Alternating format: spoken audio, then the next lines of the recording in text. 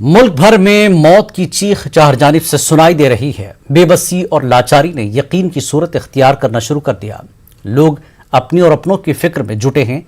मुल्क भर में कोरोना की रफ्तार भी काफी तेज है। गुज़श्ता 24 घंटों के दौरान 3,62,000 नए मामले दर्ज किए गए हैं, जबकि 3285 अफराद की मौत हुई है। वहीं इन 24 घंटों के दरमियान 2,62,000 अफराद कोरोना की जंग जीत चुके हैं, जो कि उम्मीद अफजा खबर है।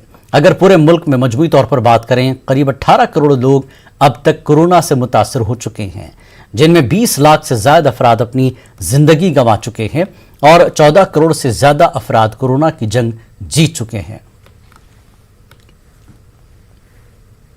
और मुल्क भर में कोरोना वैक्सीन का दूसरा मरहला 1 मई से शुरू हो रहा है। दूसरे मरहले में 18 साल से ज्यादा उम्र वाले लोग भी कोरोना का टीका लगवा सकेंगे। इनके लिए ऑनलाइन रजिस्ट्रेशन कराना जरूरी होगा। आज शाम 4 बजे से आरोग्य सेतु ऐप पर रजिस्ट्रेशन कराया जा सकता है। पहले मरहले में 45 साल से ज्यादा उम्र वालों को ही कोरोना का टीका लगाया जा रहा था, लेकिन अब 18 साल से 44 साल तक के लोग कोरोना की वैक्सीन लगवा सकेंगे। मुल्क भर में कोरोना वैक्सीन को लेकर जंगी तौर पर मुहिम चलाई जा रही है और कुछ रियासती सरकारों ने कोरोना वैक्सीन फ्री करने का भी ऐलान कर रखा है।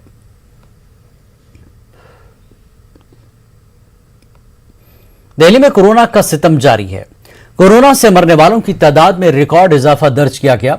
पिछले 24 घंटों में 381 अफराद ने कोरोना से दम तोड़ दिया। साथ ही एक दिन में 24,149 नए मामले भी दर्ज किए गए। दिल्ली में कोरोना से मरने वालों की मजमूई तादाद 15,000 से ज्यादा हो चुकी है।